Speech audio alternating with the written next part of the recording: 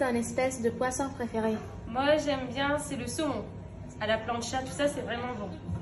Préféré? Le carnet. Merci. Je sais pas, moi j'aime bien le saumon. Par exemple? Le saumon.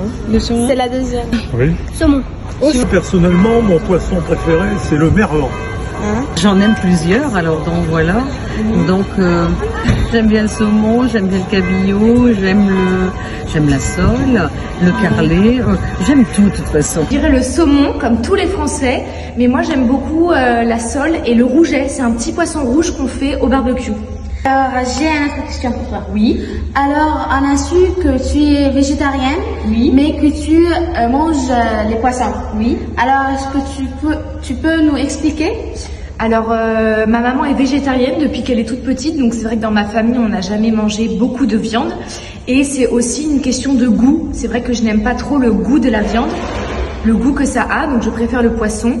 Et de manière générale, par rapport à la surconsommation de viande qu'il y a notamment beaucoup en France, je fais attention à ma quantité de viande. C'est pour ça que j'en mange très très peu et je mange beaucoup plus de poisson. Bonjour. Comme on l'a vu dans la vidéo, chaque jour des milliards de personnes sur la planète dépendent du poisson et du fruit de mer comme source directe d'alimentation. Mais malheureusement, il y a des dangers qui menacent les vies des êtres aquatiques. C'est le pêche, pour être plus précise, c'est le surpêche.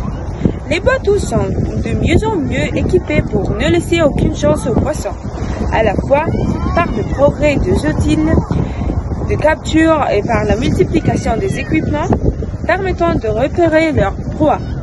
On estime aujourd'hui que plus de 1600 milliards de poissons sont pêchés chaque année.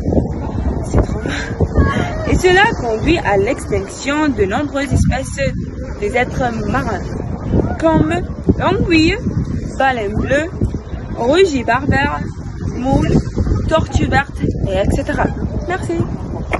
Mais comme il y a des mauvaises techniques de pêcher, il y a des techniques alternatives pour pêcher, comme la pêche au leurre. C'est sans doute la technique de pêcher la plus pratiquée par les amateurs de pêcher. La pêche au leurre consiste à tenter de leurrer les poissons grâce à des imitations des proies potentielles, petits poissons différents et insectes. Et il y a des autres techniques, par exemple la pêche au filet. Alors nous devrons utiliser ces techniques pour protéger les océans. Oui, c'est une très bonne solution. Et il y a encore le no-kill. Cette pratique est de plus en plus utilisée en Europe et principalement en France, Boulogne. Ce terme no-kill est en fait la transposition le plus explicite de l'expression anglaise catch and release. Alors, ce genre de pêche est utilisé par les sportifs. Merci! Bienvenue une autre fois, chers téléspectateurs. On passe maintenant à la deuxième plus importante cause de la pollution aquatique des océans, ce qui est les déchets. On estime à 6 millions de tonnes par an la quantité d'hydrocarbures produits à cause des déchets jetés par des usines. C'est très effrayant, vraiment. Ça constitue une cause fondamentale de la pollution aquatique des océans. C'est pas seulement, tu connais que l'étude a renoncé que 41% des Français, soit un peu moins d'un sur deux de tout même, jettent des déchets sur le trottoir ou dans les rues.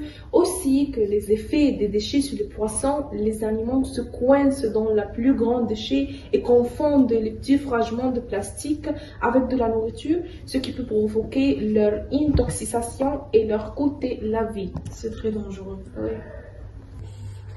Maintenant, quel effet peut ces déchets causer? Premièrement, on doit parler des espèces les plus menacées, les tortues. On sait bien que les tortues sont l'une des espèces les plus menacées dans le monde et c'est à cause du grand nombre de déchets qui peuvent les rester emprisonnés dans un environnement pollué. On sait aussi que les tortues doivent être protégées par des lois mondiales, mais des anciennes traditions et des traditions ignorantes mènent les gens à les pêcher, ce qui est très dangereux pour la vie aquatique. Alors que les pays doivent promulguer les lois interdisant de jeter dans les mers et les océans afin de préserver la santé des organismes aquatiques, quiconque jette des déchets doit également payer des amendes afin d'empêcher les gens de jeter et de les obliger à garder l'eau propre.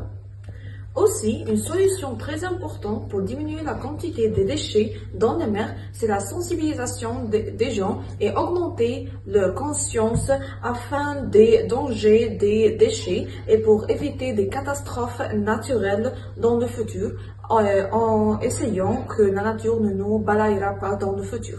Merci.